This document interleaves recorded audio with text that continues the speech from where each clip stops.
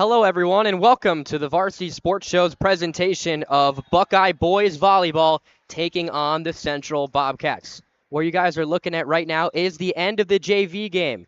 Went to a sudden death third set, 9-8 in favor of the home side Buckeye Hawks. Hang tight as Varsity will come after. Don't go anywhere, and the broadcast will start in about 10 minutes or so.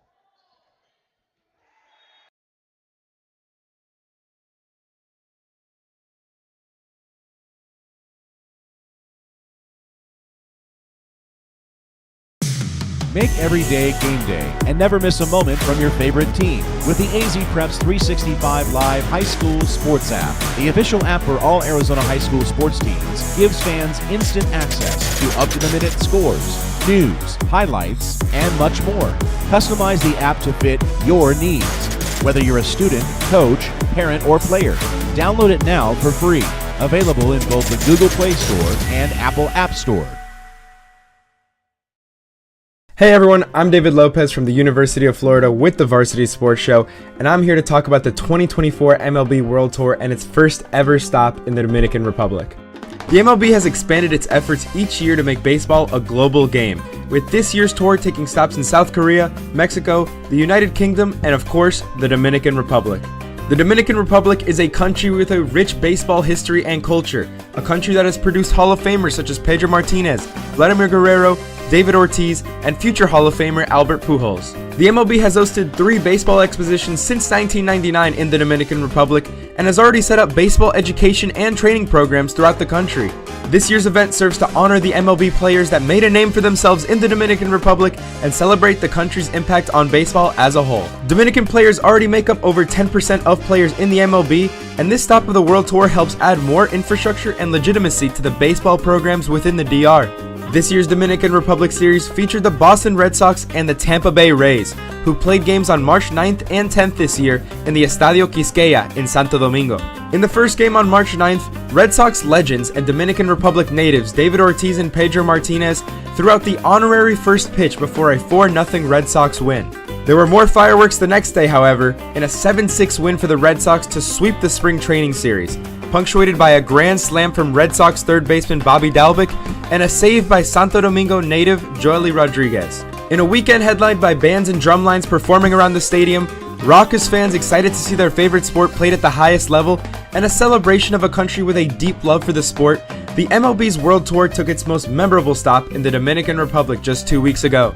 Once again, I'm David Lopez from the University of Florida, signing off, and you're listening to the Varsity Sports Show. Hey folks, J.R. Lambright here, special field correspondent for the Varsity Sports Show. Join me every Saturday from 8 to 10 a.m. Pacific for JR's Texas Tales, where I share stories of Texans who triumphed over adversity and gave back to their local communities. Tune in for a bit of gritty edification on KDUS AM 1060, Arizona.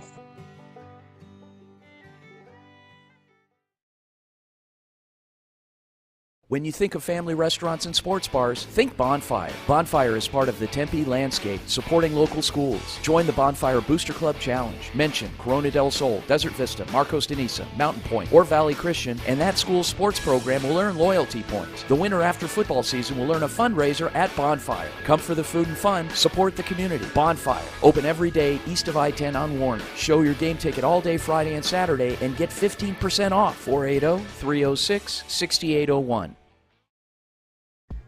Good evening or good afternoon to everyone watching this rendition of the Varsity Sports Show. My name is Nash Dare and I'm a student at Arizona State University studying sports journalism at the Walter Cronkite School of Journalism and Mass Communication. This week I was given the opportunity of getting some really good videos of the amenities and great opportunities provided from this prestigious school. So let's go into the building and go check it out. First, let's check out the classrooms here. The classrooms and lectures halls have state-of-the-art features that help students succeed. The classrooms are all suited with MacBooks and projectors, while the lecture halls have seats with chargers connected to them, along with television monitors and more. When you first enter the second floor, you walk into the Walter Cronkite Community Forum, which is a spot for students to talk with each other and relax while in between or before classes. There are 4 huge televisions that display the news from all over, and it's a perfect spot to relax before class or get some last-minute studying in before your big exam. Next are the media bays. The media bays are a more secluded area that also have MacBooks as well as attached microphones, where students can edit video and sound as on the attached Adobe features. Around the hallways are also old artifacts and memorabilia that have shown the evolution of media throughout the years. There are artifacts in almost every hall, and there is a big section dedicated to the famous Walter Cronkite that shows some of his own pipes, along with stories he wrote and the stories that were written about him. Finally, we're saving for the best for last, and that is going to check out my favorite part of the building, which is the top floor, and that is the state-of-the-art newsrooms. These newsrooms have the same features and media features as a well-public known station. It has the newest cameras, lights, and a brand new desk for the anchors. This is a feature that only few journalism schools have. Schools will have newsrooms like this, but no school can compete with the quality of the newsrooms like Arizona State University. This is one of the amazing parts of not only the Cronkite School, but the entirety of Arizona State. I highly recommend coming to the downtown Phoenix campus and taking a look into this awesome school. The schools provide free transportation that goes all throughout 3 campuses, including the Tempe campus, the West campus, and finally the Polytechnic campus. So if you ever think about studying journalism of any kind, please look into the Walter Cronkite School of Journalism and Mass Communication. With that being said, I'm Nash Dara, and this is the Varsity Sports Show. Hi everyone, this is Alyssa Firestone from Arizona State University reporting with the Varsity Sports Show, here to highlight some news within the world of gymnastics here in the Valley. The trampoline and tumbling elite team at North Valley Gymnastics in Phoenix has been preparing hard the past few weeks to compete at their meet this weekend, the Winter Classic Invitational in Oklahoma City. I got the opportunity to interview with Sarah Shahidi, one of the team members competing. Shahidi explained that the team has been doing a series of drills each practice to get ready. So for this competition, we are pretty much drilling numbers of routines until meet day. She added that after each practice, they are to go into ice baths to help aid with recovery. Every single day after practice, we go outside and we fill our tub up with water from our hose and then ice. And we go in 2 at a time so the ice stays cold and it helps with recovery for muscles and back. Shahidi explained what she is most looking forward to about the meet. For this competition, I'm most excited about having the opportunity to qualify for Olympic trials and national championships. Thanks for listening to today's halftime show for Varsity Sports. I have been Alyssa Firestone reporting. This is Quentin Wilson with the Varsity Sports Show. Today we'll be talking about the Buffalo Bills and how they have been incredibly active, making significant moves to navigate their way under the salary cap. They announced the release of 5 players: Jordan Poyer, Siren Neal, Deontay Hardy, Mitch Morse, and Nahi Himes. Additionally, former Pro Bowl corner Tre'Davious White is also set to be released with the post-June 1st designation, as reported by CBS Sports' Jonathan Jones. In addition to these releases, the Bills have restructured several contracts. Rasul Douglas's contract adjustment will save them $2.5 million against the cap. Furthermore, Von Miller's contract has been reworked to have a base value of a little under $9 million for 2024, with the potential to make $20 million through incentives, resulting in a savings of $8.6 million for Buffalo. Now, the release of Poyer will free up $5.7 million in cap space, while Neal and Morse had salaries of $3 million and $8.5 million, respectively, in 2023.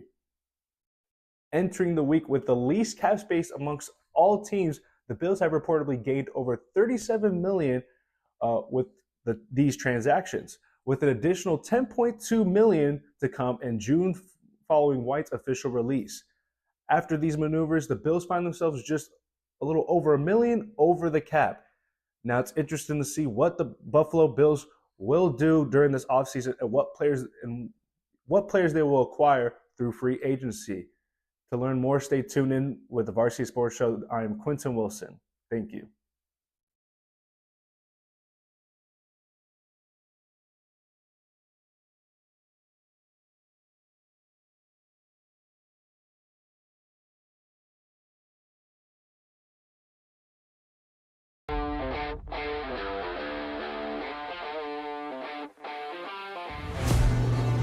Hello everybody, I'm Alex Schulman with the University of Arizona bringing you your rodeo report for the Varsity Sports Show.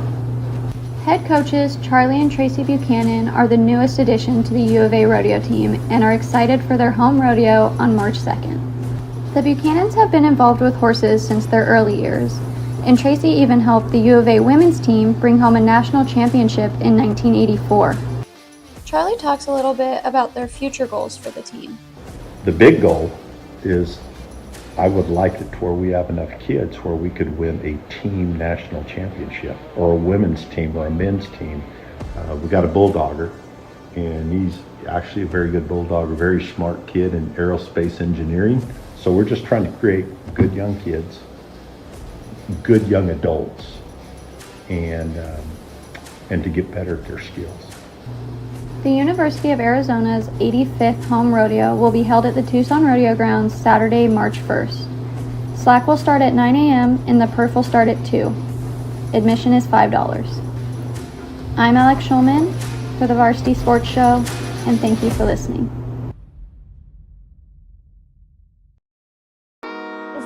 Sanchez from Arcadia High School reporting for the Varsity Sports Show. With baseball season starting up at all levels, I wanted to highlight a training center that offers affordable lessons for both baseball and softball nationwide and in the Valley. There are 4 locations around the Valley and 150 nationwide. Today, I'm here specifically at the Scottsdale location located on Talking Stick and Pima Road. Facility, we have a few different options. Open to the public. We also offer memberships that definitely save some money for you guys. To the public, we're looking at machine. So whenever you walk in, we have automatic pitching machines. We also have private cages that you can reserve in increments 30, 60 minutes, bucket of balls, tee, L screen. You can take batting practice in there, those sort of things. And then as far as lessons and instruction, we have a handful of baseball and softball instructors, do everything from infield, outfield, hitting, catching, basically anything you're looking to work on. At DBAT Scottsdale, they offer more than 50 camps, clinics, and classes each year, which is a great opportunity for aspiring baseball and softball players. With spring break coming up, DBATS is offering a spring break camp from the 11th through the 15th for children ages 6 through 12. What is so great about programs like DBATS is they offer versatile options for everyone. We've been around for a little bit now. The company in general has been around for a while. What's cool about us is we have no affiliation with anybody. So everybody's welcome. You know, we get friends that are just coming in to hang out, hit on the machines. We got people coming in here to work on our craft. And we get a very, very wide range of kids, ages, 4 or 5, all the way up to high school through college. Even some professional guys in the off season. Like we just had some big leaguers in here that just left for camp and everything like that. So we get a wide variety of skills, but end of the day, it's a fun environment, safe environment. Make sure to visit their website at dbats.com or check them out on Instagram at dbatsports. This is Ella Walter-Sanchez reporting for the Varsity Sports Show. Till next time.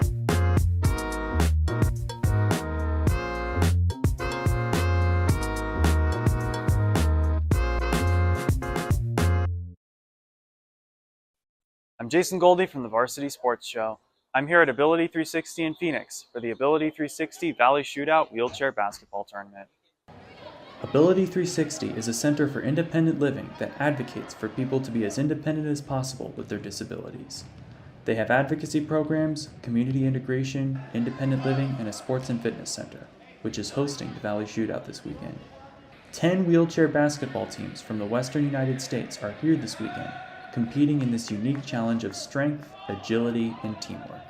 So this tournament is a D2, D3 division tournaments. There's 3 divisions, adult divisions in the NWBA, D1, D2, D3. We happen to have D2 and D3 team, and we've been running it here for 7 years. The National Wheelchair Basketball Association requires teams to play 10 games to qualify for the national championships. So we don't necessarily play for a trophy or a championship. We're just playing a number of games. It's a pool play. In addition to qualifying for national championships, these players enjoy playing hoops for many other reasons. It's really good that the crowds come out because it helps us and motivates us. A lot of times we have events that people don't come out. So as you can see, we have a lot of people on both sides that come out and we can hear the cheering.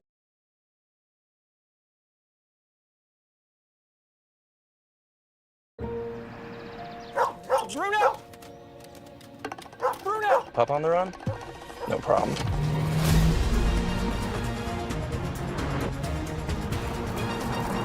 With 5 drive modes, Rogue makes this a walk in the park.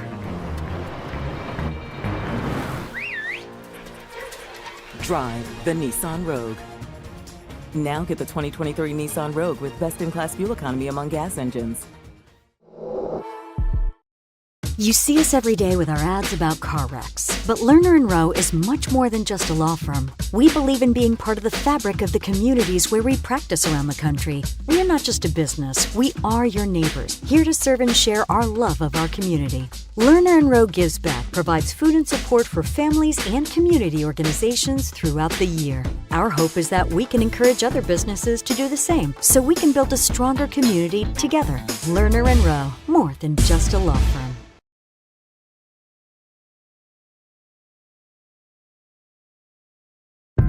It started in the city. It started on a sandlot. It started on a Sunday. The focus. The drive. The dream. You knew how it felt. You knew we needed the tools necessary. You knew we needed funds to travel to tournaments. You provided me with the best equipment. You gave me opportunity. Thanks, Coach. Thank you, Coach. Thanks, Coach.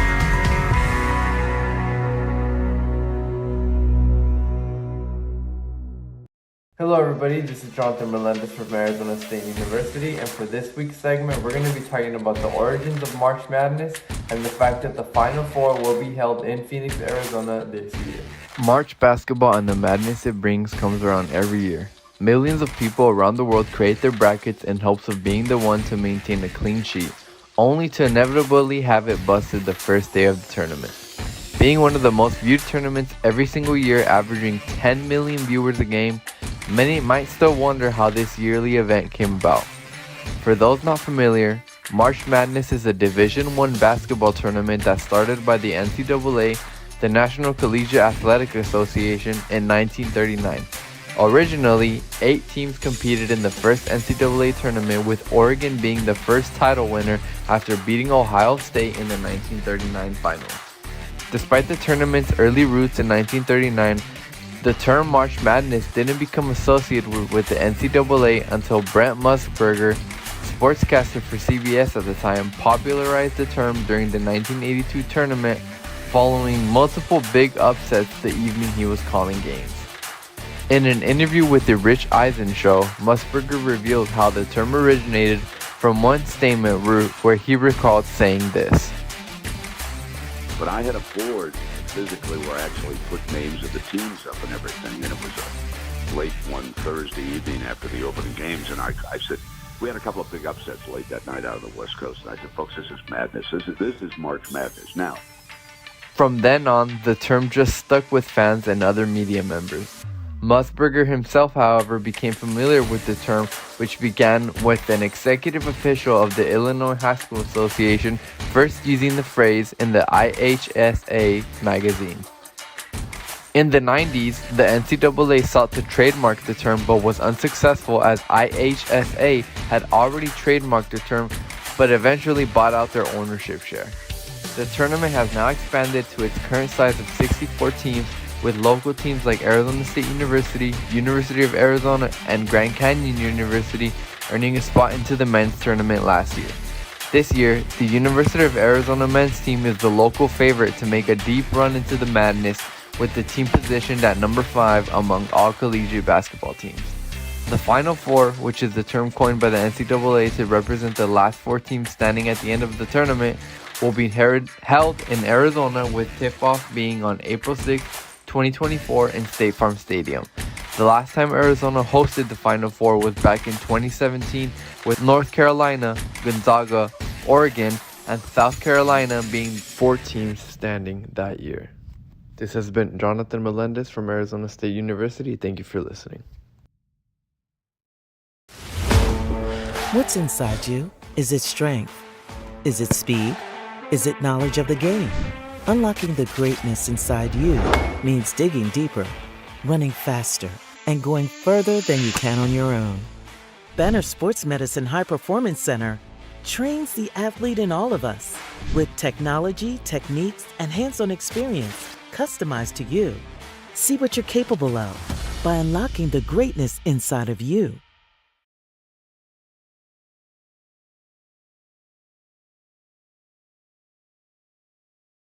Drives inside, loses the ball.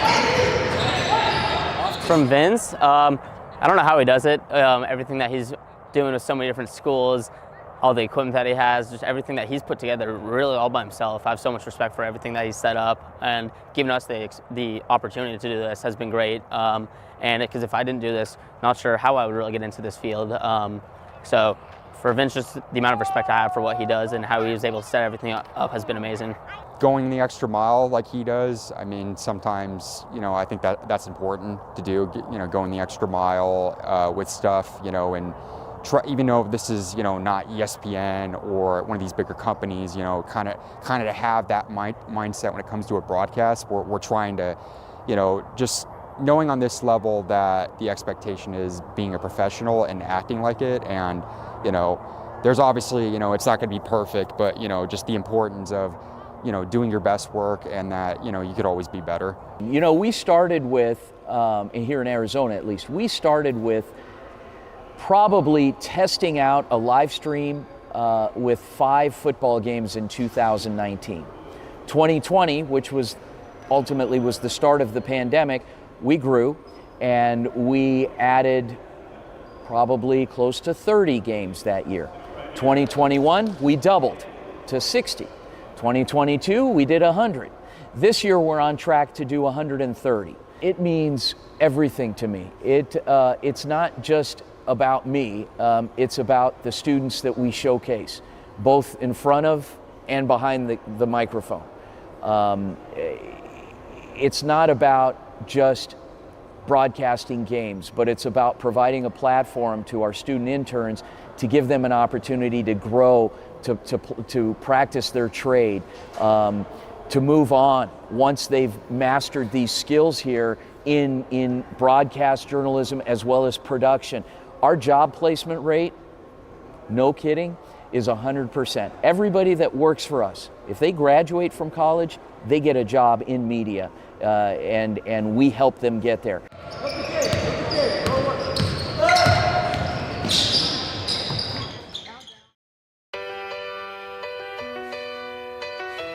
Okay.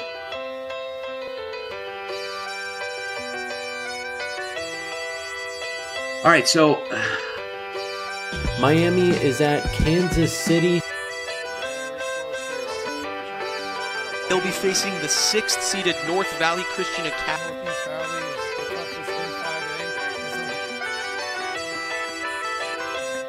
Number 13. Varsity Sports Show replay. Perfect play design on 2nd down to the 7th. Bray unloading downfield on punt. Looking deep, he's looking for Jack Freeberger, and he has him open for the touchdown. Just like that, a 44-yard touchdown to Jack.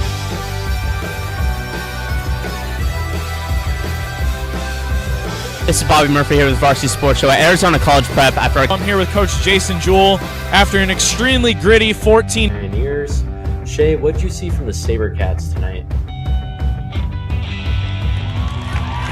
Rosen, also from Pinnacle. Thank you.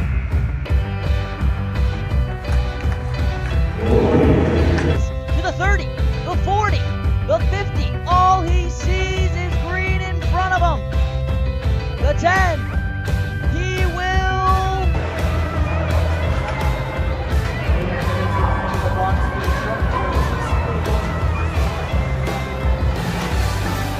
Honestly, we really played as a team. That's probably one of the better games I've seen us play. Just we were passing, we were. Yeah, about that play, the one where you kicked off, on that 4th down.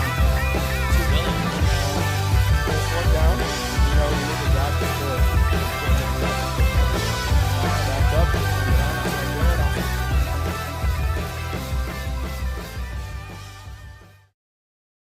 You see us every day with our ads about car wrecks. But Lerner & Rowe is much more than just a law firm. We believe in being part of the fabric of the communities where we practice around the country. We are not just a business. We are your neighbors, here to serve and share our love of our community. Lerner & Rowe Gives Back provides food and support for families and community organizations throughout the year. Our hope is that we can encourage other businesses to do the same, so we can build a stronger community together. Lerner & Rowe, more than just a law firm.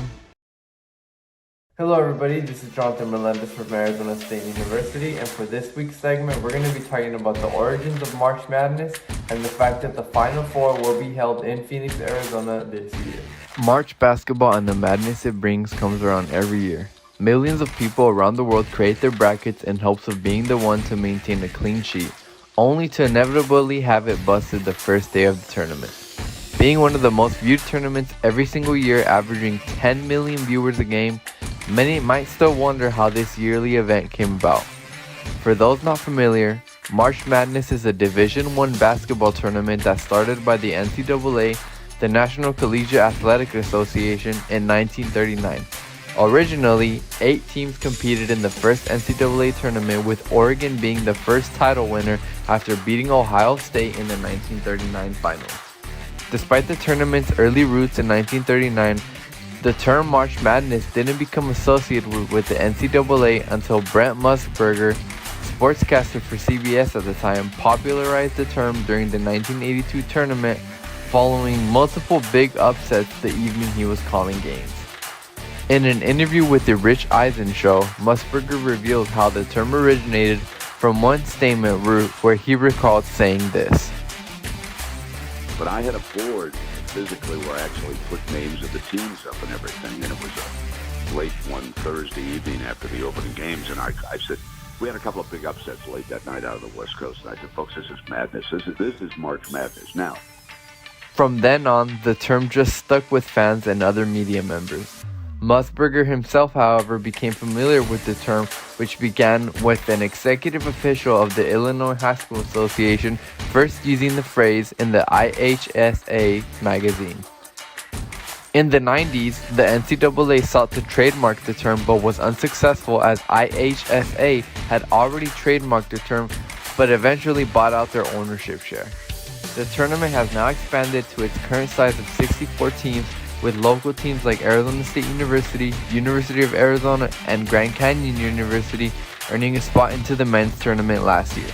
This year, the University of Arizona men's team is the local favorite to make a deep run into the madness, with the team positioned at number 5 among all collegiate basketball teams.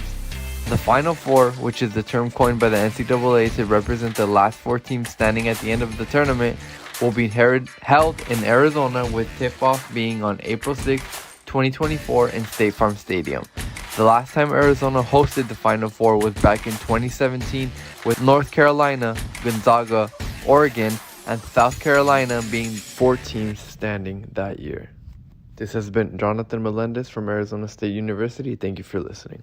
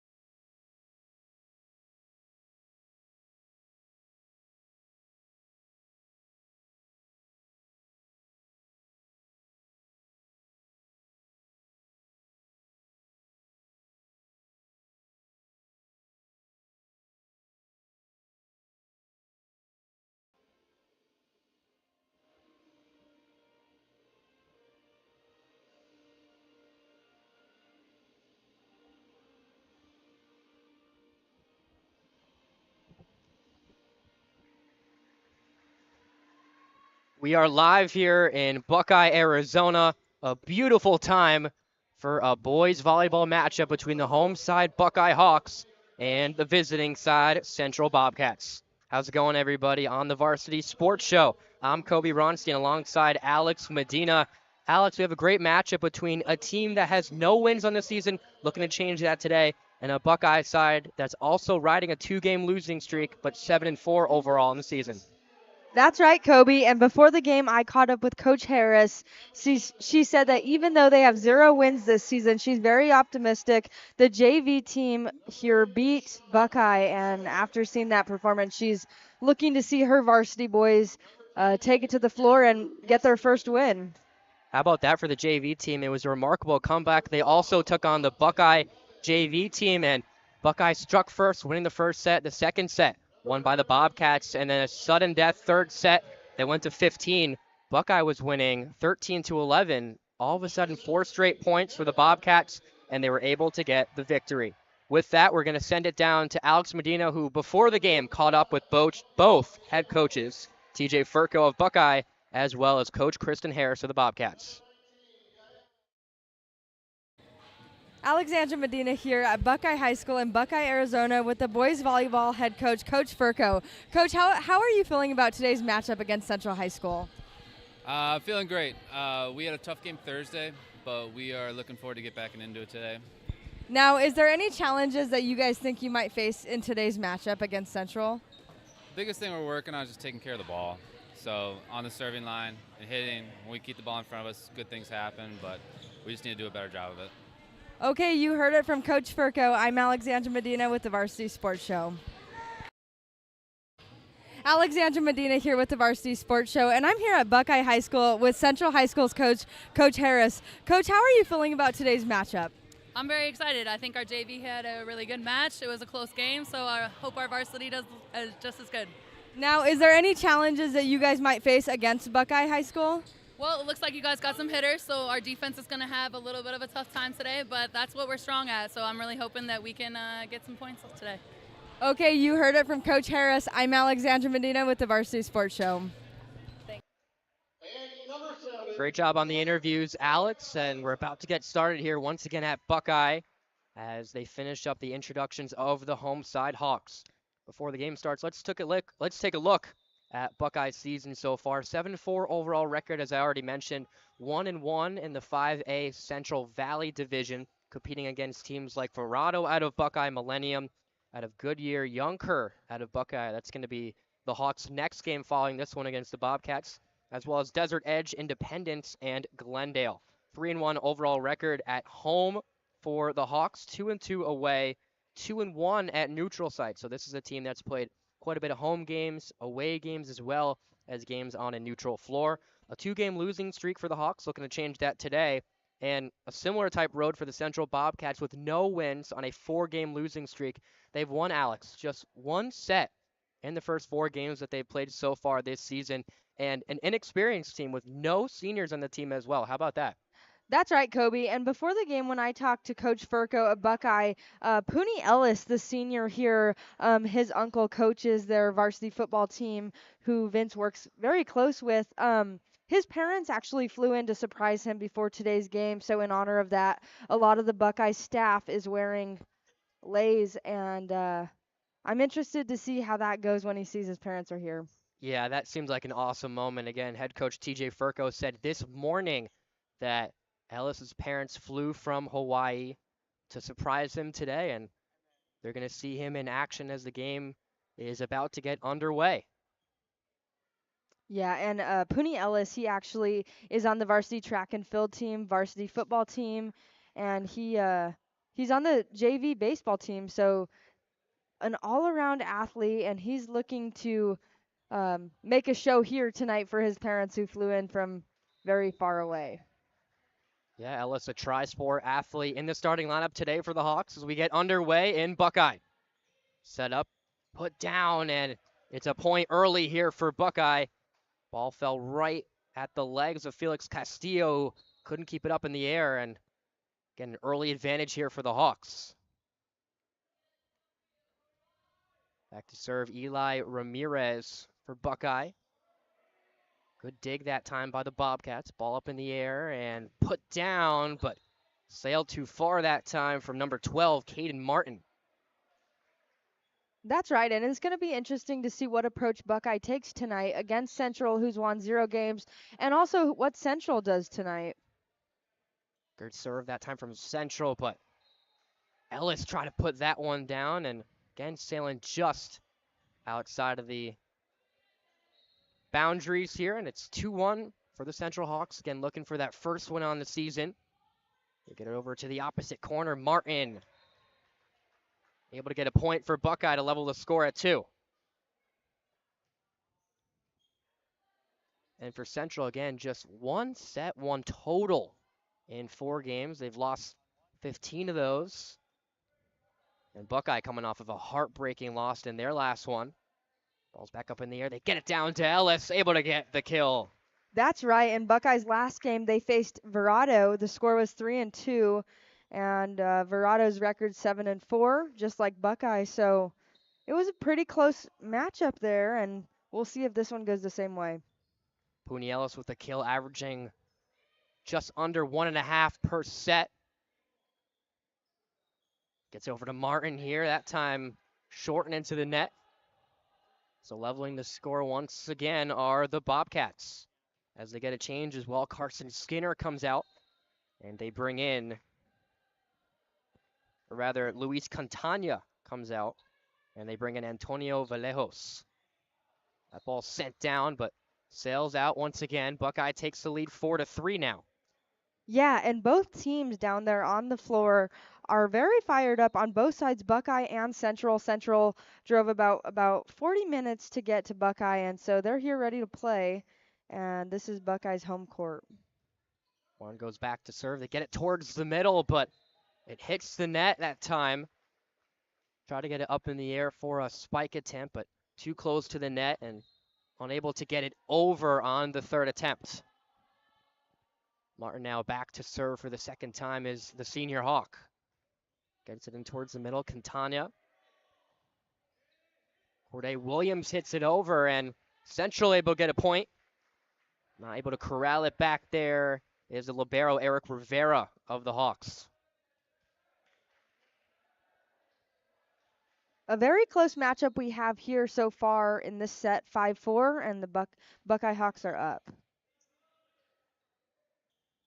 Ellis jump for it, gets it down towards the end. Good save by Cantagna. Can't get it over the net on the third attempt after that, but a good dig by the libero for Central and Cantagna to try to keep it alive. It's pretty cool how Buckeye is using the fakes to hopefully score some points for their team, and I think the key to winning tonight is by doing that. Yeah, TJ Furco's side certainly tactical early so far as that one sails wide to the right on the attempt to put it down by Castillo of Central. So serving once again for the third straight point is the libero for the Hawks and Eric Rivera.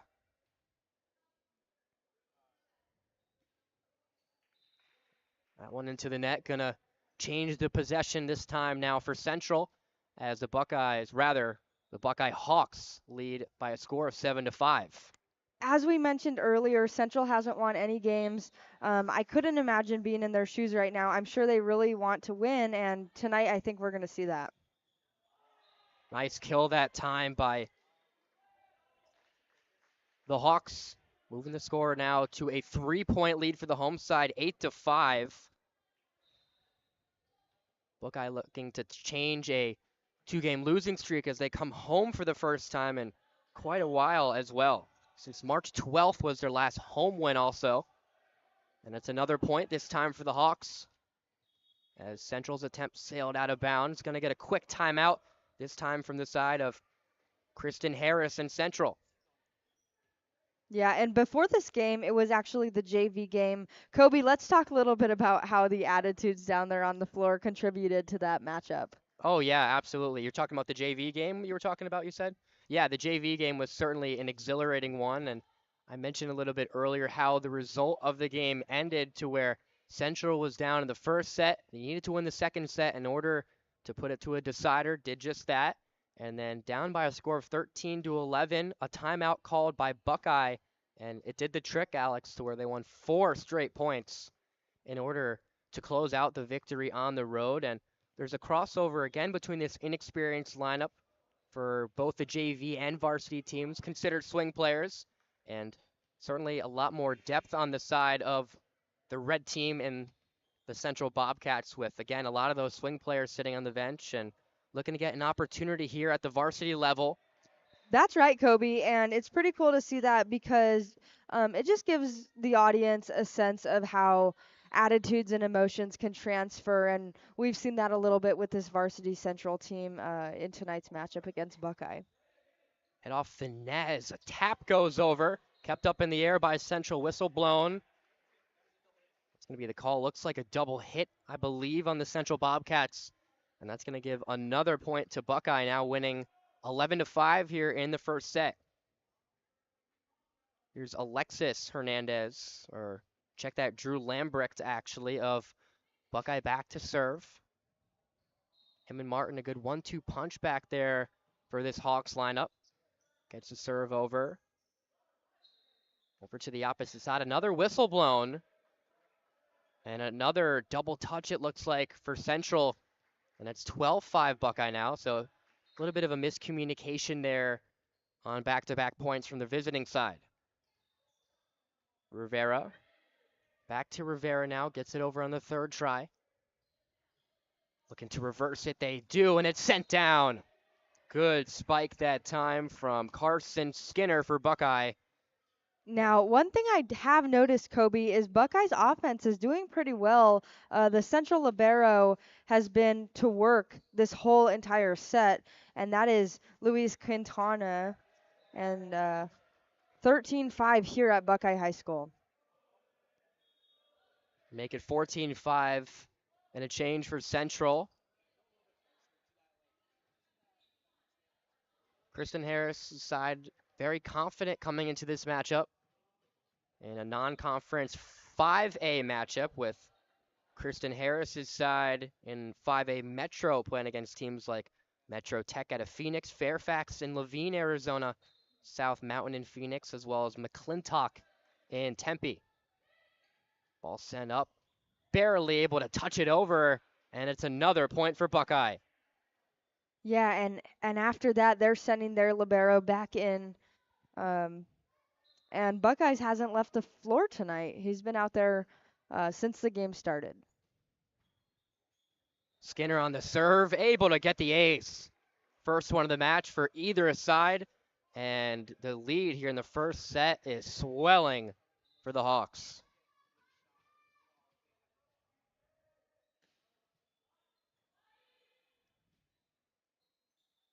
They switch sides, getting it over. Here's Buckeye now. And again, they're just finding the gap, so the Central lineup exposing the middle area. And the libero and Quintana unable to get to that one as the lead bumps to 11. That's right, Kobe, and that really is the key to success tonight. Central's libero has been to work, finding the gaps, doing the fakes, and I think Buckeye will walk out of here with a win. Buckeye once again switching it to Martin on the other side. Good dig that time for Central. They get it up in the air, eventually over the net. Back to Martin. Great block that time for Central, able to get the point there. How about that? The elevation from Sean Hernandez for the Bobcats to make it 18-6 for Buckeye.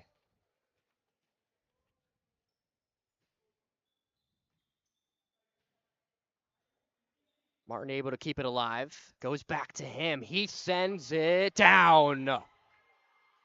How about that spike? Thunderous strike off the right hand of Martin. Trying to keep it alive was the Bobcats, but too much heat, too much mustard that time from the opposite hitter. Another good block up front, this time the middle blocker.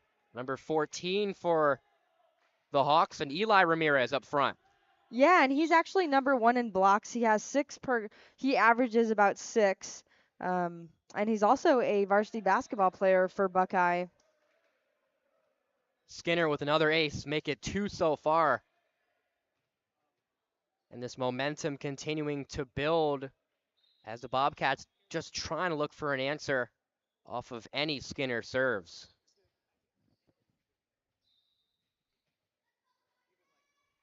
We haven't seen many penalties tonight. I don't really think there's been one, but right now 21-6 here at Buckeye High School.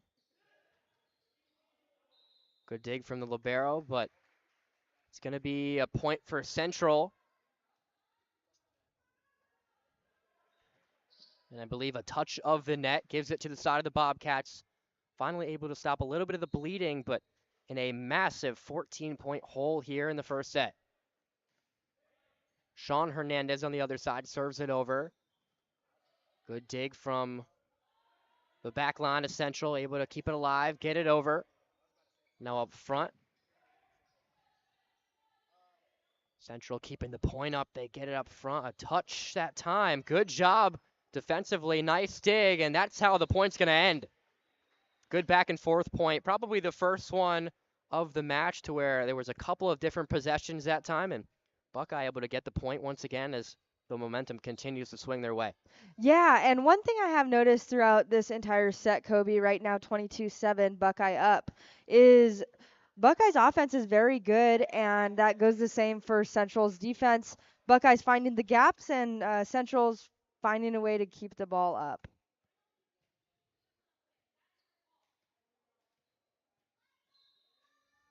So Quintana and Vallejos for Central. Can't communicate over that ball, but the serve for Buckeye goes in the net by Eli Ramirez.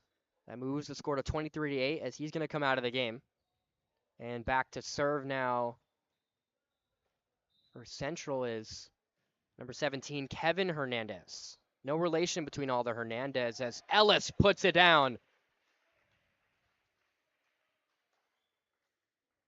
The Hawaiian kid with his parents in attendance comes back into the game, making an immediate impact. Yes, and Vince, he actually works closely with his uncle, Ellis, who is the Buckeye football coach. They actually went to Hawaii a few years back, and I believe that they're going to be going to Texas pretty soon. Good job from Central to keep that up. Quintana gets it over to keep the point alive. Gets it to Ellis again, just a little too far. The boundaries, putting the score at 24-9 now, and another set point for Buckeye. Now the libero takes the bench for Central. That's Quintana. Martin on the other side. Good spike attempt, but again, defensively, Central pretty sound. A block back up in the air. Martin once again. Central's backline able to keep it up. Good job by the libero that time for Buckeye. Ball's all the way up in the air, and the point continues after hitting the ceiling, however. Figured it would end, but great point as it goes back to Martin. Not able to send it down. Vallejos keeps it up in the air. Back and forth pace here on this point. Not able to get it down again. Now towards the bench area, and no one there after Vallejos. Try to keep it up with his fist. And that's how the first set's going to end, a comfortable 25-9. Yes, that's right, Kobe. And right now, Buckeye is feeling pretty good. They're down there high-fiving each other, patting each other's on the back. And the same with Central. We're actually going to head to a break.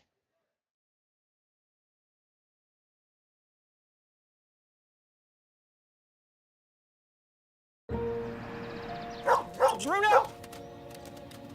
Bruno! Pup on the run? No problem.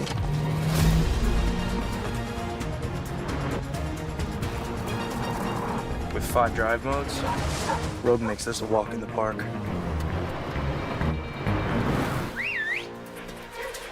Drive the Nissan Rogue. Now get the 2023 Nissan Rogue with best-in-class fuel economy among gas engines. You see us every day with our ads about car wrecks. But Lerner & Rowe is much more than just a law firm. We believe in being part of the fabric of the communities where we practice around the country. We are not just a business. We are your neighbors, here to serve and share our love of our community. Lerner & Rowe Gives Back provides food and support for families and community organizations throughout the year. Our hope is that we can encourage other businesses to do the same, so we can build a stronger community together. Lerner & Rowe, more than just a law firm. Welcome back to Buckeye. They're already up 1-0 here in a very quick first set, Alex, and great job by a couple players in particular, especially a couple kills from Caden Martin and some good serving also from Carson Skinner. That's right, Kobe, and we're actually getting ready for the second set here, and I'm interested to see what happens. Now, Buckeye came out here very strong with their offense. They were finding the gaps. They were finding a way to score some points, and then Central, they didn't give up on defense, and as they took the bench, even though they lost the first set by quite a few points, they were very positive with each other, high-fiving each other, patting each other on the back, and just giving each other some words of encouragement. And the same with Buckeye, obviously, as that set went in their favor. But we're going to see what Central can do here and if they can turn things around. And we're going to see if Buckeye can keep it up and not let their foot off the gas pedal. Yeah, the clock says 30 seconds until the start of the second set, and certainly some frustration on the side of the Bobcats. Again, looking for their first win of the season, but some positives to take out of the first set just in terms of needing to communicate better on the side of the Bobcats from Phoenix. And again, here in Buckeye, Arizona, the home of Buckeye High School, TJ Furco's side, a very good first set. They lost their last 2 games, however, and they're looking for their first win at home since a shutout 3-0 victory against Parker on March 12th. Exactly 2 weeks later, standing here today at their home gym, up convincingly after winning the first set 25-6. Back underway here, second set, Vallejos, good dig after the serve, but it hits the net post on the far side to give the early lead here in the second set to, once again, the Buckeye Hawks. That's right, and Central's bench did not look too happy about that one. Mark Vera with an ace, so Carson Skinner with 2. Vera half that total with 1 as the lead goes to 2-0 for Buckeye. Again, just no answers right now for the Central Hawks. Ball go towards the back line, now up front. Spike attempt just too far near side. Still a 0 on the board for the Central Hawks, and 3 for Buckeye as it's Vera goes back to serve again for the 4th point of the set. Good serve there from Vera. 2 aces for him. That's right, Kobe, and in high school volleyball, it actually goes to 5 sets, and if the set is 2-0, 3 is a 15-point mercy. Good save that time. It goes over once again now on the side of Buckeye. Great serving as well from Vera. A lot of backspin. Big spike attempt from Martin. What's going to be the call here? What a way to keep it alive. It's going to be a point for Buckeye, so it goes to 5-0 now, as there was a touch of the net on the far side for the Bobcats. Watch this backspin from Vera as he sends it down, but that time sailing a little bit too far. Not exactly an announcer's jinx, I would say, because I had no prediction on the serve for Vera, but the Bobcats on the board, and they try to claw back from being down 5-1 early here in the second set. Hernandez the serve. Back up in the air. Ellis jumps up for it, but it goes to the near side, and it's put down by Rigdon Hunter. Now, one thing we have not mentioned is the difference in height here tonight. Buckeye's team is pretty much, all of them are very much taller than Central High School, and I can kind of tell that from up here. Definitely. And again, as I touched on earlier in the intro for the broadcast, that the experience certainly goes to the Buckeye side. There are no seniors. I repeat, no seniors on this Central squad. Serve from Martin goes back up. Does it stay in bounds? No, it does not, it looks like. Late call by the referee on the far side. Actually, miscommunication. And they're going to award the point to Buckeye, it looks like. Hold up, a little bit of confusion. Yeah, a little bit of confusion down there on the floor between both teams. Buckeye's confused. Central's definitely confused. It goes in Buckeye's way, and that team down there is very fired up. 8-1 here in the second set of this matchup against Central. It looked like a good kill in my book, just inside of the line near side. Lack of communication for Central so far. Just need a deep breath and able to really, really hone down on the fundamentals and extend the point. Martin to serve again. Leaps up Vallejos back in the air. Looking to get it more towards the front. They do. Here's Ellis. Just too far the line, far side. Ellis lethal up front. Again, averaging over a kill per set. Unable to get one on that try. And it's 9-2 now for Central. Back to serve is Alexis Hernandez. Yes, and one thing I've noticed between breaks is Buckeye is very communicative with each other. We've seen that since the beginning of this matchup. They're trying to look to get it over to the opposite hitter, and Skinner touched the net. 9-3 for Central. Hernandez sends it back over. Back towards the front. Get it to Skinner again off the top of the net. Needs to elevate a little bit more in order to send it down. And signs of life here for the Bobcats, down 9-4. Clappin looking to get some of the energy back to Ellis. Vallejos hits it off the net, and his teammate, Sean Hernandez, hitting it into the net to give Buckeye the serve. Ellis has found a way to shut down Central. Almost every time he gets the ball, there is a point that's added to the board. Central has no answer as to how to stop him. Serve to the back line. They get it over to the far side. Not able to find a gap. Good dig that time by Vera. Martin in the back. Here's Central. Far side. Sails too far. 11-4 for Buckeye. Martin doing a good job back there, as well as Vera, to keep the point going and eventually sway it to their side. And the Liberos have had no rest at all, barely. Central's had a few there, but now they're back out there. And Hernandez, that time for Central, looking for Prince Ward up front. Just able to get a fist on it, but nobody in the area.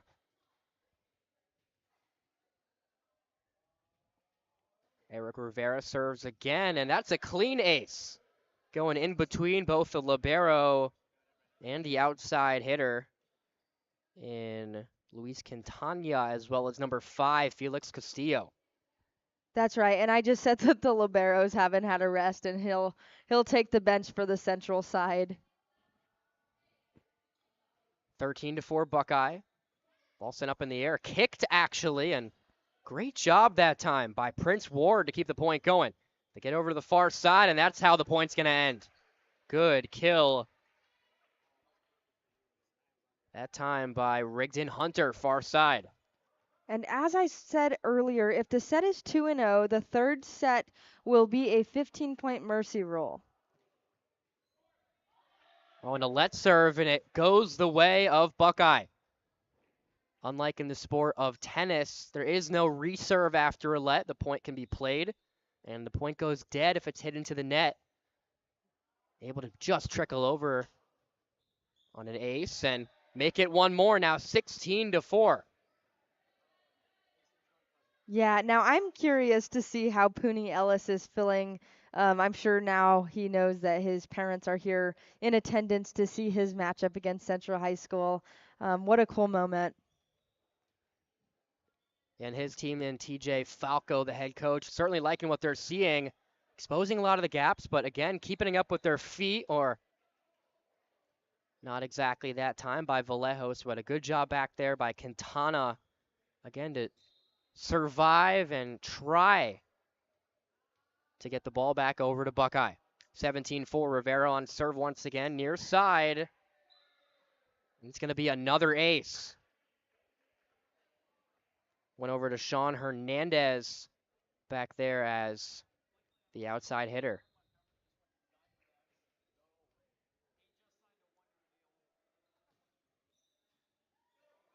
Now up front, nobody back there after a lot of these bounces haven't gone Central's way. That time it remains the same. Quintana again off his fist, and it's 19-4 Rivera on serve, and it seems like he's been there for a while in a comfortable position.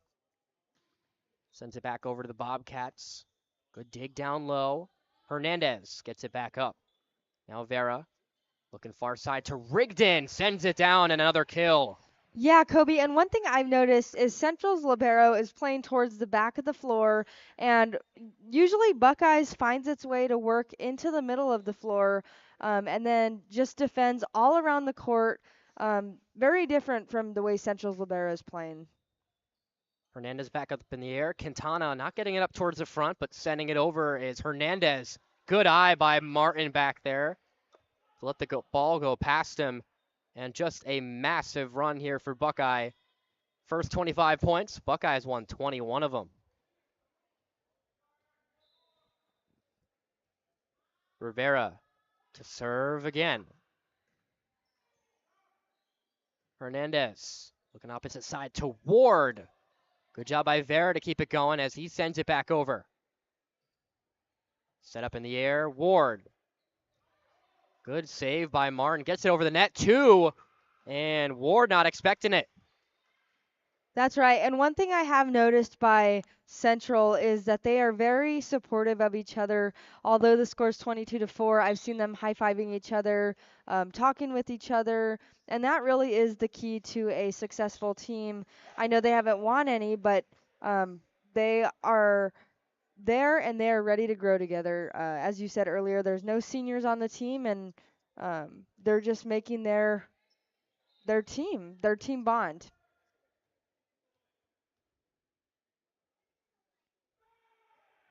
Here's Rivera again, far side now. Over to Ramirez, Vallejo. Up front, Vera. Trying to get over to somebody. And it's going to be a point here for the Bobcats. Finally, a change of possession and a side out as well. Quintana comes out. Castillo comes in far side. Ward sends it up in the air. A set. The spike. It goes down. Textbook for Buckeye, 24-5. Yeah, that was Elias Ramirez, and he actually is number 1 in blocks with 6 per game. That's on average, and on average, he usually has around 3 kills per set. 24-5, set point in the second set for Buckeye. Sending it deep that time was Rigdon Hunter. Bobcats staying alive here. They are down 18 points. And what will be the second set point for the home side, Buckeye. Vera, opposite side. Good hit. And it's going to be a point for Buckeye and the set. Back-to-back 25-6 victories in set number 1 and set number 2. We're going to head to a quick break after the third set to follow on the Varsity Sports Show. It started in the city. It started on a sandlot. It started on a Sunday. The focus. The drive. The dream. You knew how it felt. You knew we needed the tools necessary. You knew we needed funds to travel to tournaments. You provided me with the best equipment. You gave me opportunity. Thanks, Coach. Thank you, Coach. Thanks, Coach.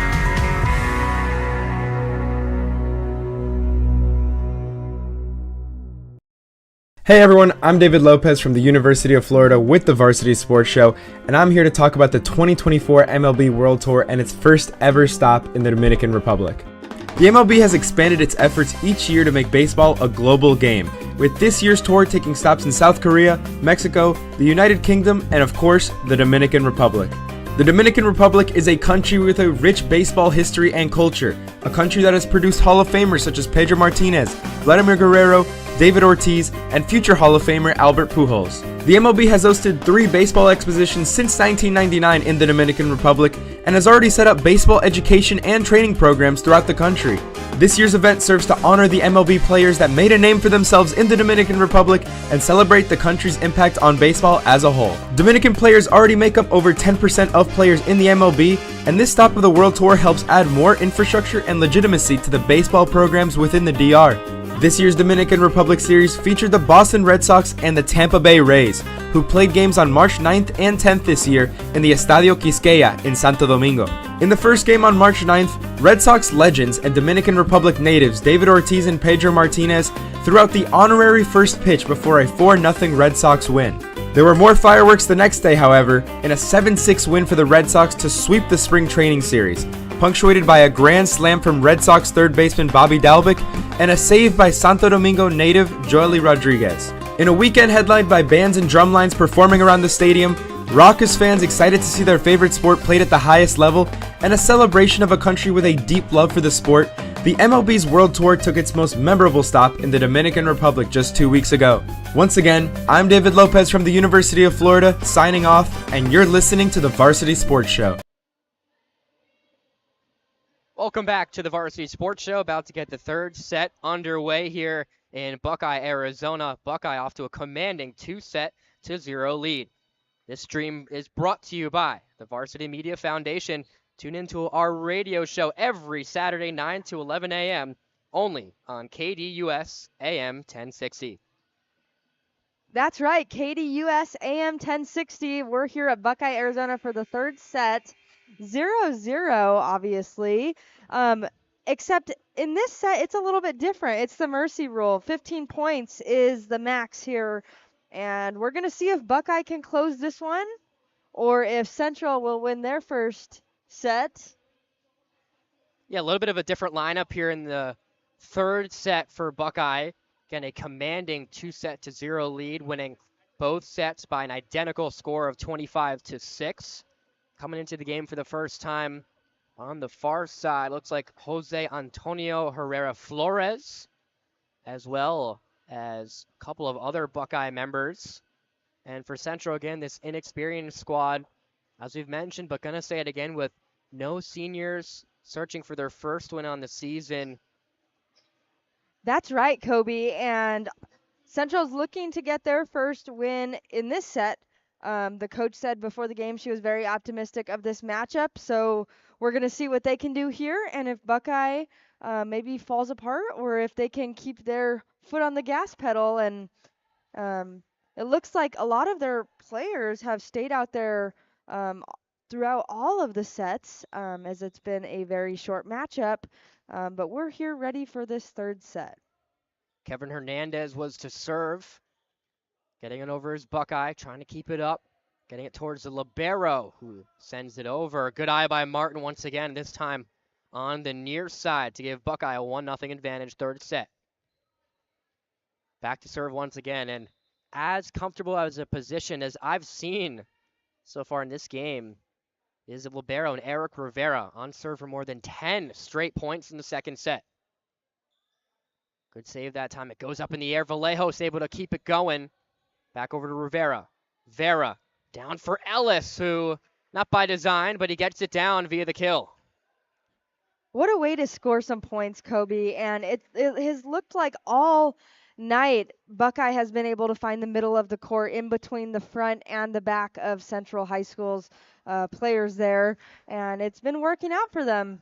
And you know what? A touch of the net, actually. So it's Vallejos for Central on serve and a 1-1 score. Ellis able to do it that time. A redemption of the point before. And it's 2-1 Hawks.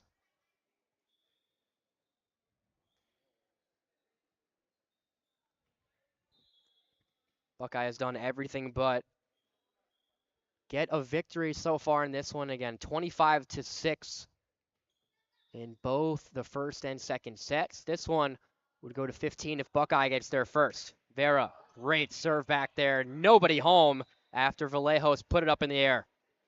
Yeah, it looked like a lack of communication there on Central's side. And one thing that I have noticed throughout the night has been Buckeye's formation. Now, we've seen them right in the front of the net as the server is throwing the ball in the air, and it seemed to work out for them. Good job by Vallejos after the booming serve from Vera. Here's the spike from Caden Martin.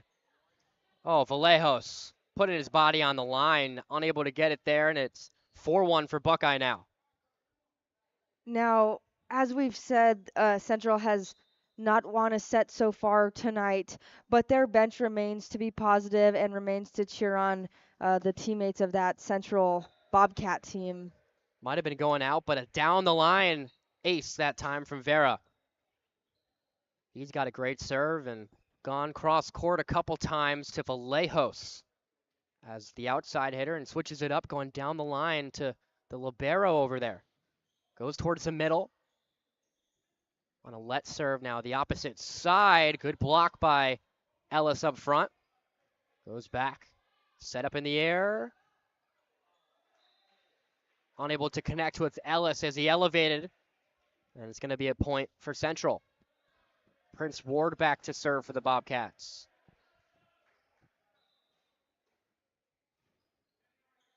Good backspin on that serve. Up to Vera for the set. Martin puts it down for the kill. Caden Martin, we've seen him near side, far side. That time the ladder. And is he able to get another point for Buckeye? That's right. And what a night Ellis has had as well. Now, he's put a lot of points on the board tonight for Buckeye's team, and the team has rallied behind him all night long. Goes over the net that time after the serve. Back to Central. Hernandez with a push over the net. Vera up in the air. The spike is down. Add another point to Buckeye score. 7-2 here at Buckeye High School in Buckeye, Arizona. And we are in the third set here, looking to see if Buckeye can close this one out against Central High School. 8 points away are Buckeye to close it out. Hernandez with a push over the net. Back up in the air. Good attempt to keep it alive. Martin down the middle. Quintana keeps it up in the air. Back to Martin. Oh, what a save by the Bobcats. Back to Vera. Ellis puts it down for the point.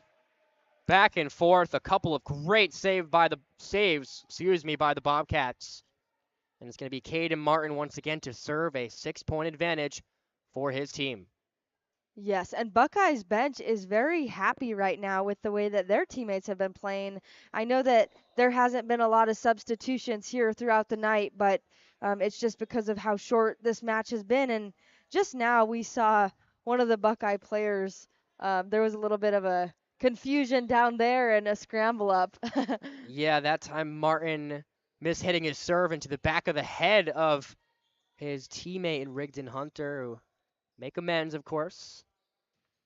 Now it's back. Good spike attempt from Alexis Hernandez. Not able to get it down, and it's 9-3 Buckeye. Ellis back to serve.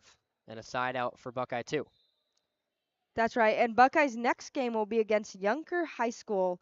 Their record 1-5, and that game will take place on Thursday, March 28th.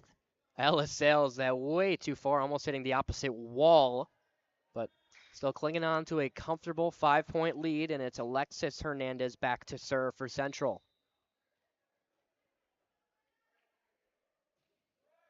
Gets it over near side, up to Vera. The spike for Rigdon Hunter, and that's going to end the point. Vallejos tried to keep it up in the air, but went on the opposite side stands. And we're gonna see some substitutions here, I believe. Coach Furco having some words with Hunter down there on the sideline. Vallejos far side, taps it over. Vera, nice job keeping it up and getting it over in any way they can. That time was the libero for Buckeye. Point's going to go Buckeye's way after a net touch.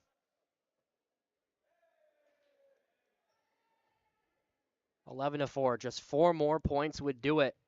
And this is one of the first times we've seen Drew Lambrecht back to serve on second consecutive point, sporting a headband, but puts it in the net, and it's going to be 11-5 now in favor of Buckeye, and a side out here as Quintana, the libero, comes out.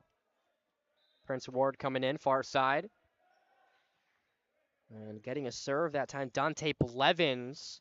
Get up in the air. Good dig that time on the outside. Prince Ward pushing it over. Dig from Martin. What are they going to call? Double touch. And a point for Central. And we're going to see Quintana go back in for Central High School, the libero. It's always interesting to see the libero come out of the game because you just wonder what is in store for that team and what is their plan, but he's back in there. Eli Ramirez gets it into a gap. Nobody home. Libero a little bit too far back. Everybody up front, a little bit too far in the front. 2 more points for Buckeye to end it.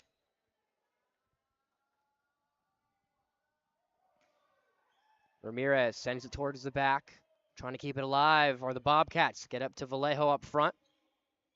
The set, in the back towards the spike to Lambrecht. Good dig. Vallejos. Good block now up front by Herrera Flores. Opposite side to Martin. He sends it down. Thunderous strike from the senior Hawk. What a game Martin has had tonight. And I said earlier, he's first in kills per game. He averages 3. And tonight we've seen a lot of points added to the scoreboard by the Buckeye senior, Martin. Another point for Buckeye. They've eclipsed the 15-point mark, and that's going to do it. Or is it? It looks like we're going to go to 25. A little bit overzealous on that. My apologies. Normally, in a setting like this, the game would end, but a 15-5 advantage. Prince Ward, opposite side. Set up in the air. Lambrecht. Vallejo tried to hit it back over without any attempts to hit it up towards his teammates, and it's 16-5. Yes, and I also thought the last set, the third set goes to 15 points, so I also apologize for that. But 25 points, here we come. Buckeyes down by 9 points to end this set. Right now, 16-6 here at Buckeye High School. The Hawks are ahead. And what can the Bobcats do? And an improvement because their other 2 sets, 25-6 defeats, have already reached the 6-point total, unable to eclipse it for the first time today.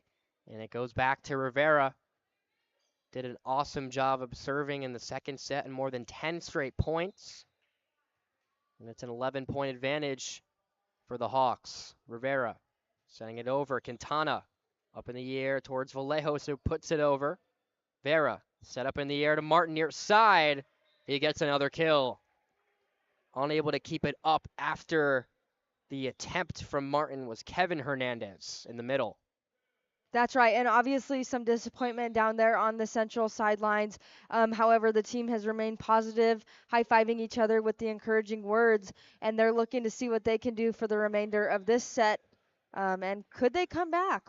We don't know, but we'll find out. An ace by Rivera moves it to 19-6. Some new faces to both sides, especially this Buckeye side as they reach towards looks like to be a sweep. So we said earlier that 15 points were the mercy rule for the third set if the record is 2-0 for that night. That's actually for tournaments. So our apologies here at the Varsity Sports Show, but just to clarify. Yeah, just missing on that attempt that time. Lambrecht for the Hawks, and reaching 7 points for the first time in a set is Central. They get it up in the air, and they're going to get another one. Miscommunication up front from both Vera on the outside and Ellis in the middle. Lejos back to serve. Not able to get over the net. He's going to come out. Yep, looks like it's going to be a change, and his teammate will come in. Don't have a number 22, but keep in mind he just entered the game, and it's now 20-8. And the guy with perhaps the biggest serve on either side, and Mark Vera back to serve again on the outside. Well, too far on that one. That's right, and Vera is actually on the JV baseball team here at Buckeye High School. And we have seen tonight the power that he has on his serve, but that one was too far. Rivera diving for it on the dig after the serve, but goes to 20-10, so just doubling up the Bobcats here in the third set are the Hawks. Best set so far on the night for the Bobcats. Cross court on the serve, back up to Ellis, who's able to put it down on the cross court kill. Yes, and I know that tonight Buckeye will most likely win all 3 sets of the matchup, but Central can't be too disappointed here. Buckeye is number 40th in the state for volleyball, and they're a pretty good team. So Central, they're rallying together, and they just need to keep it up.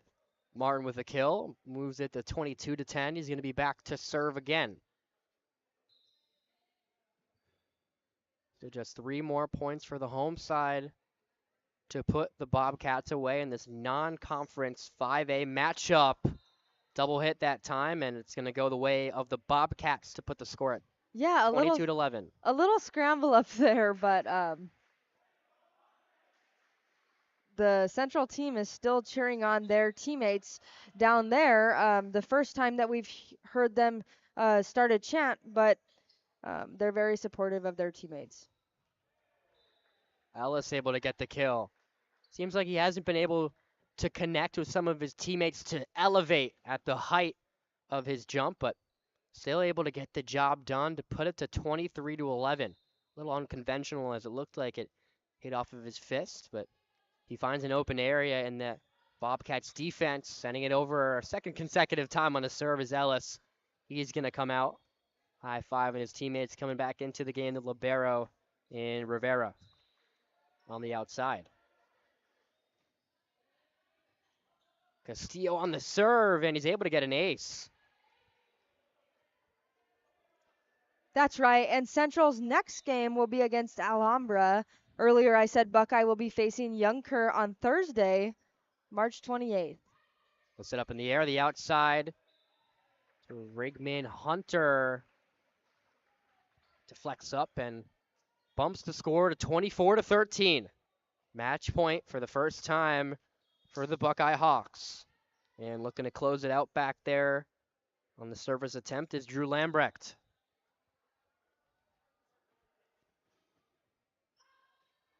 Too far on the serve, giving the Bobcats another chance to somehow put an answer together. That's right, and all night they've been very optimistic and positive with the way that they've been playing. Near side, the spike goes down. Down the line, it deflects off of Hernandez up front. And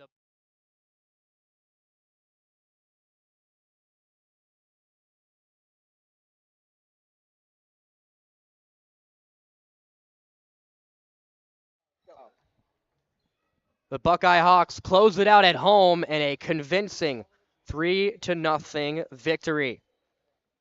A lot of the key players on this side. Pooney Ellis, a lot of kills up front. He averages 1%, certainly eclipsed that mark on numerous occasions. Hayden Martin, the senior, doing a good job of sending down some kills on the near and far side. Some great serving from Eric Rivera. And on the side of Central, certainly ended with their best set, 13 points on the board, but this time Buckeye just too tough as they win 25-6, 25-6, and 25-13. Post-game celebration's going to start for Buckeye. The post-game here will end as after a 3-0 shutout score for the home side Buckeye Hawks over the Central Bobcats, that's going to do it for another edition of the Varsity Sports Show. For Alex Medina and Kobe Bronstein and all the hard men and women working here to make everything go for the Varsity Sports Show, I'm Kobe Bronstein signing off.